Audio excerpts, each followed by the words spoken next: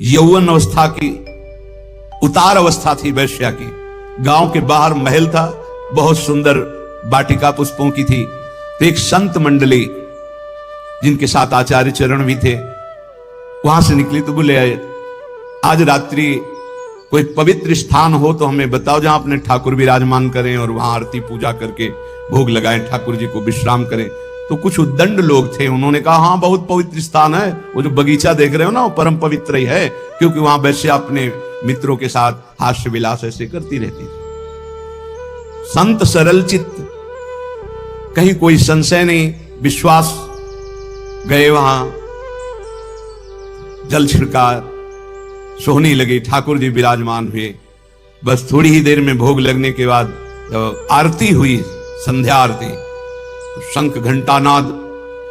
वैश्या ने सुना कि मेरे बगीचे में शंख घंटानाद कहां से, मैं तो नीच आचरण कर दृष्टि डाली तो एक से एक परमहंस महात्मा। ओहो, मुझ अभागिनी के भाग्य खुल गए, ये भगवत प्रेमी महात्मा कहां से आ गए। अभी तक तो कौओं जैसी चेष्टा करने वाले लोगों का संग हंस कैसे आ गए हमारे बगीचे में। आज मेरे ऊपर भगवान की विशेष कृपा, अहेतुकी कृपा, क्योंकि मेरे कोई ऐसे आचरण नहीं जिससे भगवान प्रसन्न हो, क्योंकि बिना भगवान के प्रसन्न हुए ऐसे महापुरुषों का दर्शन कैसे हो सकता है। गई स्वर्ण के कुछ मुद्राएं, चांदी की मुद्राएं, कुछ फल मेवा आदि रखकर, महाराज स्वीकार करो। कौन हो तुम? भगवान जिस बगीचे में बैठे हो इस दासी का ही बगीचा है। कौन हो तुम? वैश्यावृत्ति से जीवन निर्वाह करने वाली हूं, मैं वैश्या हूं। बेटा कोई बात नहीं, भगवान के तो सब संतानें हैं, कोई बात नहीं, पर हम लोग तुम्हारा ये फल, ये धन, ये भोग सामग्री नहीं पा सकते, शास्त्र मर्यादा है। तो क्या भगवान हमारे उद्धार के लिए कोई रास्ता नहीं? कहा है, तुम सब संपत्ति, आभूषण ये बेच करके एक रत्नों का हार बनाओ और रंगनाथ जी के माथे पे धारण करो, सारे पाप नष्ट हो जाएंगे, तुम्हें भगवत प्राप्ति हो जाएगी। और आज से वैश्यावृत्ति बंद। अब भगवान वचन देती हूं, आज तक कभी ऐसा आनंद प्राप्त ही नहीं हुआ था संत समागम का। वचन देती हूं कभी अब इस शरीर को अपवित्र नहीं करूंगी। और सब आभूषण जो जो वैभव बेचने वाला था बेच करके, फिर उसके मन में आया कि क्या मुझे मंदिर में जाने दिया जाएगा। आचार्य चरण से प्रार्थना की, प्रभु मैं वैश्या हूं और प्रसिद्ध हूं, क्या मुझे मंदिर में जाने दिया जाएगा? तो उन्होंने कहा जब हम आदेश करेंगे मंदिर में जाने दिया, तुम अपने हाथ से समर्पित करना, प्रभु स्वयं स्वीकार करेंगे। जो ही आगे चलना हुआ रुक गई। भगवान मेरा पाप, मेरा पिंड नहीं छोड़ रहे, क्या हुआ? मैं रजस्वला हो गई, अब कैसे? कर तुम मकर तुम मन था कर तुम सर्व समर्थ आचार्य, इष्ट से भी ज्यादा। तो सब लोगों ने सुन लिया था, रजस्वला स्त्री का भगवद श्री विग्रह स्पर्श करना निषेध है, क्योंकि वह पवित्र थी। कहा चलो चलो जाओ। सबने रोका, प्रभु आप आचार्य हैं, आप कैसा? अगर रंगनाथ जी स्वीकार कर रहे हैं तो तुम्हें किसी को रोकने की जरूरत नहीं, और रंगनाथ जी स्वीकार करें इसका प्रमाण होगा कि सर झुका देंगे। बेटा तू जा, मस्तक पर मुकुट, रंगनाथ जी का श्री विग्रह का ऐसे मुकुट। कर तो मकर तुम मन था कर तुम सर्व समर्थ आचार्य, गुरुदेव इष्ट देव, उसको परम पद की प्राप्ति है। एक एक सेवा, एक एक वृत्ति भगवत प्राप्ति कराने में समर्थ है, यदि आप विश्वास कर ले। दूसरा, कृष्णदास जी अधिकारी पद पर थे, श्रीनाथ जी की समस्त सेवा विधान के अधिकारी थे श्रीनाथ जी, और वो अपने लाडले ठाकुर के लिए स्वयं जाते थे आगरा सेवकों के साथ विविध प्रकार की सेवा सामग्री खरीदने। श्रीनाथ जी अन्योर के पास गिरिराज जी में जहां प्रकट हुए वहीं विराजमान थे उस समय। आप इस बात पर बहुत ध्यान देना, भगवत प्राप्ति की बात कह रहा हूं। वहां गए तो सैकड़ों लोग घेरे हुए थे, तो सोचा क्या हो रहा है देखें। तो एक वैश्यावृत्ति से अपना जीवन निर्वाह करने वाली नवीन वैश्या नृत्य करके लोगों से अर्थ ले रही थी। नाचना गाना रिझाना, कोई 10 कोई 5 कोई 1 ऐसे। कृष्णदास जी वयोवृद्ध थे, महापुरुष, भगवत सखा है, नित्य सखा है, बहुत उच्च कोटि के महापुरुष, कोई साधारण नहीं। वैश्या को देखा, उसकी हाव भाव चातुरी, उसका बोलना, उसका चितवन, निकाला ठाकुर जी के सेवा वाले से 10 रुपया।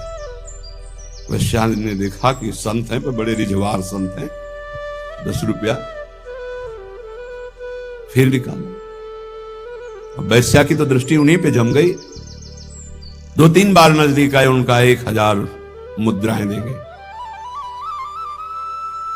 मालिक आदेश करो, कहाँ है? बोले पूरे परिकर सहित जहां हमारा विश्राम स्थल वहां हो, अब तुम केवल हमें दिखाओ। 1000 मुद्रा में तो पूरे परिकर सहित गान बजा नृत्य। उनके परिकर से कहा कि 1000 मुद्राएं सब आपस में बांट लो, और वैश्या से कहा मेरे बादशाह के सामने तुम्हें नाचना है, तुम जितनी संपत्ति कहोगे उतनी दे, केवल नाचना है। अब तो पूरे गिरिराज जी में, ब्रज में फैल गया कि बुढ़ापा बुद्धि बदल रही है भाई। देखो माया का प्रताप। कृष्णदास जी अधिकारी एक नवीन अवस्था की वैश्या आगरा से लाए भाई, लेकिन संतों का उद्देश्य जो होता है वो कोई बिरला ही जान पाता है। अपनी कुटिया के बगल में एक झोपड़ी बनवाई, विराज रहे, और ब्रज के समस्त महान कुंडों का स्नान करवाया। फिर सुंदर पद पूर्ण रूप से अपनी रस रीति से गाना सिखाया उसे, ऐसे गायन किया है, और अपनी रस रीति के वाद्य।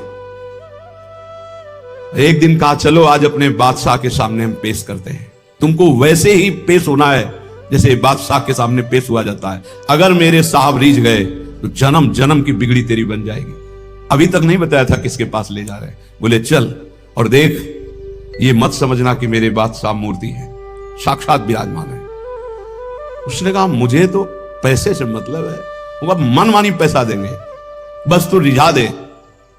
और श्रीनाथ जी के पास जाके कहा प्रभु जब जब आगरा गए हैं तो आपकी पसंद की चीज लाए हैं, आज एक पसंद की वस्तु हम लाए और आपको भेंट कर रहे हैं, स्वीकार करो। वो श्रीनाथ जी को नमन करके जीव ही नृत्य शुरू किया और पूरा पद गाया।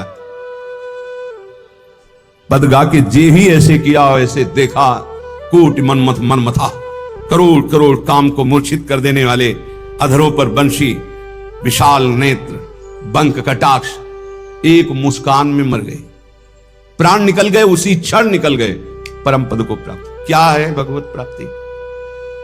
क्या किया इसने अभी तक? वैश्या संसार के भोगों में लिप्त एक महात्मा की बात मान ली तो भगवत प्राप्ति हो गई। जिस क्षण जीव आचार्य शरण में हुआ उसी क्षण से आचार्य ने पकड़ लिया उसे। आचार्य प्रकट ही हुए हैं करुणा करने के लिए।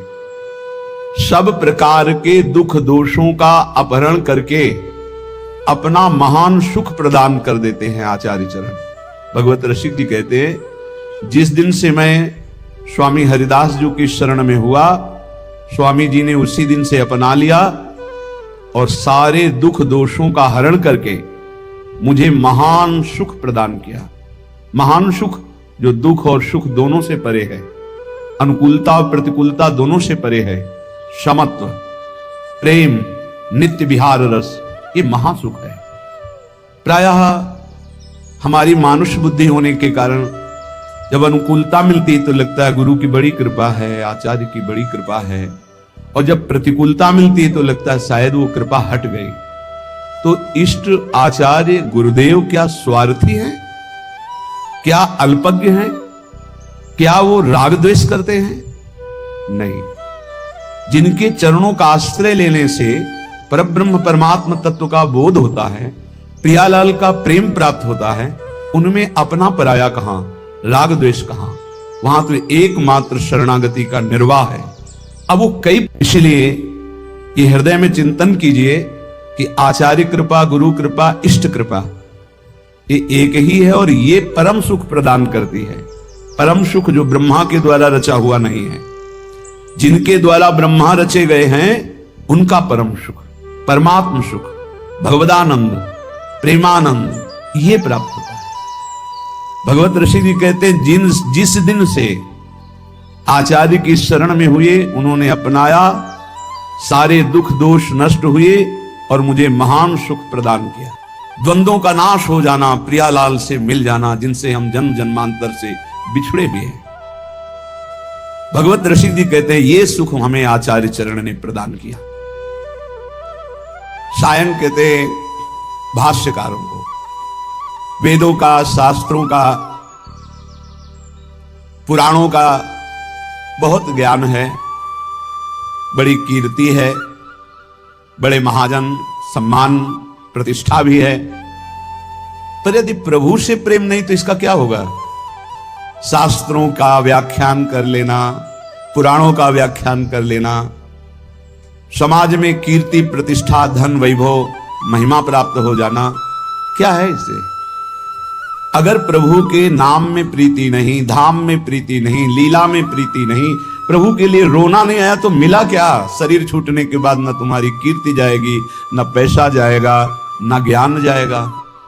ज्ञान वही जागृत होता है जो भगवत अनुराग में या आत्म प्रीति में, और ये सब भूल जाता है, पढ़ा लिखा ज्ञान भूल जाता है। जैसे गर्भ में भी तो ज्ञान हुआ था, भगवान ने हमें ज्ञान दिया था, हे नाथ अब की बार मां के गर्भ से बाहर करो, बाहर निकलकर इतना तप पूर्वक भजन करूंगा कि दोबारा किसी मां के गर्भ में ना आऊं। लेकिन जब बाहर आए, कहां कहां कहां भूल गया वो ज्ञान, फिर लग गए मैं और मोर तोड़ते माया, जही बस कीन्हे जीव निकाया, भूमि परत भा ढावर पानी, तिम जीव ही माया लपट, फिर भूल गए। ज्ञान किस काम का? जो विस्मरण करा दे। शुद्ध ज्ञान बोध है, शुद्ध ज्ञान भगवत प्रेम है। जोग कुजोग ज्ञान अज्ञानु, जहां नहीं राम प्रेम परधानु। भगवत ऋषि जी कह रहे बड़े बड़े शास्त्रों का ज्ञान होना, पुराणों का ज्ञान होना, मान प्रतिष्ठा मिलना, वैभव होना, ये सब है, भगवत प्रीति नहीं है, भगवान के लिए रोना नहीं आया, निरंतर स्मृति नहीं है, तो जीवन का कोई विशेष लाभ नहीं। प्रिया प्रीतम के अनन्य भाव में जो डूबे हुए रसिकाचार्य महाजन हैं, इनकी शरणागति मात्र किशोरी जी के चरणों में प्रेम प्रदान करती है। पर शरणागति होती मन से, वचन से, कर्म से, स्वयं से। हमारे कर्म प्रिया प्रीतम के लिए, हमारा मन प्रिया प्रीतम में लगे, हमारी वाणी प्रिया प्रीतम का नाम जप करे, गुण कीर्तन, पद कीर्तन करे, तो स्वयं में अनुभूति होने लगेगी कि मैं श्यामा जू का हूं, मैं प्रिया, मैं धन्य हो गया। जैसे भगवत ऋषि जी कहे मैं धन्य हो गया। बोले मेरी शरणागति पूर्ण हुई कि नहीं ये कौन बताएगा? आपकी छाती बताएगी। धन्योस्मि, मैं धन्य हो गया। कैसे तुम्हें बताएं?